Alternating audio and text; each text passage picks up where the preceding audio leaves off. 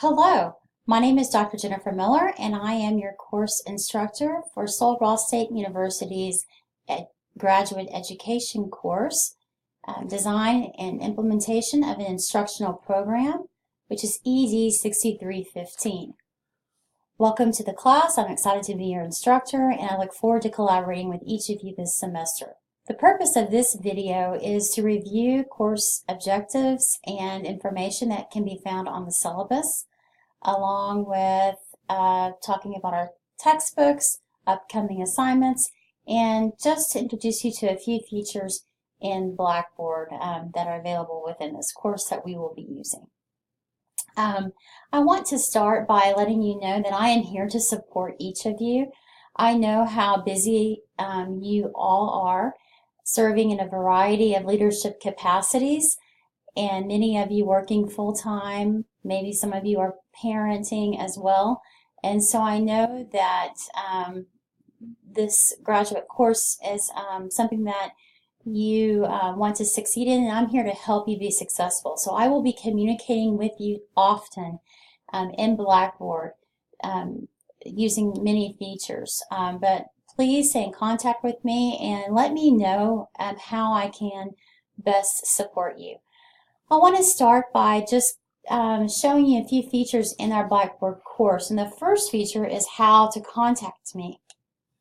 So after you log into your Blackboard course, you'll notice there is an announcement feature along with some course information. And we will go over the welcome video, which you'll find here along with the syllabus in just a second. But underneath that, you'll see a virtual office menu option. And if you select that, that is where you will locate information about me. Here you will find information regarding how to contact me. My cell phone number is here along with my email address, and my virtual office hours are posted. I will be using Blackboard Instant Messenger for office hours on Tuesday from 2 to 7 p.m. Central Standard Time, and then also Thursday from 10 to 11:30 Central Standard Time, and then from 1 to 4:30 p.m. that same day Central Standard Time. So Tuesdays and Thursdays are the best time to have to contact me. But I am also available by appointment, and I've left you my office number there as well. So if you're new to Blackboard Instant Messenger, you need to first go to Virtual Office and download Blackboard Instant Messenger. You can earn 10 extra points by doing so. Here you will also find information on how to utilize Blackboard, along with information on how to install Virtual Office. Okay, next I want to go over the welcome video and syllabus, which is right above the Virtual Office link. Here is where we will find the Spring 2018 syllabus, along with this welcome video and our textbooks. For this course, you will need to purchase English's 2010's book, Fenwick English's 3rd edition, Deciding What to Teach and Test, Developing, Aligning, and Leading the Curriculum. And I really want to also encourage you to purchase the APA 6th edition manual if you haven't done so already. Since this is a graduate course, I'm really going to encourage you to utilize APA styling in all academic writings. That includes your discussion posts. I would like to see more citations used and for you to really practice writing in an academic format, thinking like a scholar. So these are our 2 textbooks for this course.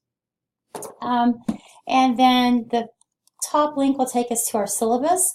So I quickly want to just go over some of the things that you'll find on the syllabus. Here you will find my office number if you're in the Alpine area. I encourage you to drop by, along with my contact information. again as well. And then I've provided you a tech support contact in case you're having issues in Blackboard, and our course description, performance standards and objectives, along with our goals for this course. And I really want to spend a little bit of time talking about the goals for this particular course. This course is designed to help you become an instructional leader. That's the purpose of this course, is to really dive into curriculum and to think about how we develop strong instructional programs that develop strong thinkers, deep thinkers, and utilize academic rigor so that we can be strong academic instructional leaders. And I want to talk about this in the as a campus principal. And I want you to really think about the domains for principal certificate. So when we look at our principalship exam, 44% of your principalship test really centers on this class. The topics that we cover in this course, Instructional Leadership, that makes up 44% of the test questions that you will be tested on after you complete your degree and you seek principalship certification. And if you are one of our new students, and I know that the principalship test is being revamped, and I'm going to try to provide you current material this semester in regards to that. This test really does also, the new test really does center on that idea of continuous curriculum improvement. And there's going to be two tracks in the future. One track where you think about as it being an instructional leader on the campus, and one track where you think about maybe being an instructional coach or instructional support person, and maybe in the district office. But both of those leadership positions really stress the importance of instructional leadership. So this class is very rigorous, I will be honest with you. There is a lot of assignments that require a lot of writing, and I expect your writing to be at the graduate level. And so we're going to work on how we write and also encourage academic discussion and discourse as an instructional leader so that we can really prompt deeper thinking and help create deeper conversations so that we can set up the stage for our teachers to lead also in instructional leadership. So I just want to really stress the importance of this course. You will have many assignments that will focus on campus improvement and campus improvement plans, which is something that you may or may not be familiar with. You will be asked to practice creating a campus improvement plan. And we'll talk about that in a little bit more detail in another video. But again, a lot of the tests, 44% of the tests, is focused on this domain, instructional leadership. And this is the new system. Like it or not, instructional leadership is the new system. It's impossible for you to pass your principalship exam if you do not understand the content in this course. For that reason, this course is rigorous. I am here and I'm available to help you.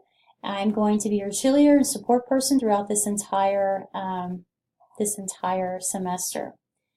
I also, this course really centers on discussions as well as the assignments. I really encourage you to collaborate with your peers, and so those assignments are also important. So I want to first talk about the discussion boards. There will be 5 discussion boards. You as a student will be asked to utilize APA format in your discussion, okay? And I am looking for deep responses, not just, I like this topic. I want supporting evidence for your statements and to tell me why and how this relates to those objectives that are centering around the role of an instructional leadership, which is what the purpose of this course is, and how it relates to continuous improvement. So you will be asked to reply to a discussion post. I would like for that to be like an academic paper, with citations used. And then I'm going to ask you to do that one day, and then the next 2 days, I'm going to ask you to post at least 5 comments on 3 separate days. So you're going to peer review 5 of your peers' posts. You're going to provide a peer review that encourages deep thinking, conversation, and meaning. And I'll coach you through this the first couple of times, and I think you'll see what I mean. I really want to see you be a strong social leader, a strong instructional leader, a strong cognitive leader in our online discussion posts. So there are 5 of those, and you get 15 points per discussion, and that adds up to 75 points. Then you have 4 different assignments in this course as well. We have an accountability assignment, which is basically, you can read about this. This talks about House Bill 5, and we've had some changes since this first came about, so we'll talk about the new changes as well. I'm going to kind of modify this assignment because some of this has changed since we set up this course, but then also you'll talk about how that has impacted schools. You'll create a PowerPoint and explain this House Bill 5 to an audience, and you'll submit that for an assignment. And you'll have references, so you'll have to do some research here, and so you'll be practicing your research skills. And again, using APA format. You also a second assignment looks at horizontal and vertical curriculum alignment and really deals with the chapters in Fenwick's book. You'll read chapters 2 and 3. There's 2 parts to this assignment.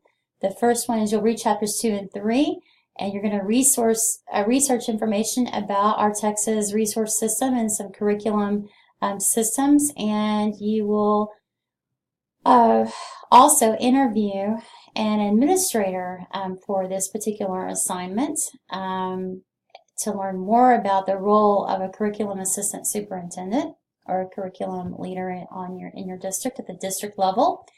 And then you're also going to write a 2-page paper talking about the importance of horizontal and vertical alignment and the role and how that pairs with continuous improvement.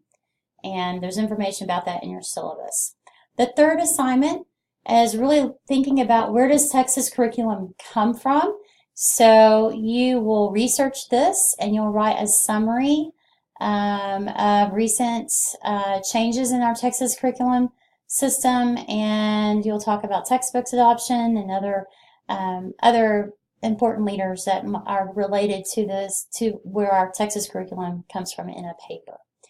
And then your fourth assignment is you will begin thinking about how to identify areas of weakness and areas of strengths to help you come up with a plan of continuous improvement, in which you will then eventually create a campus improvement plan.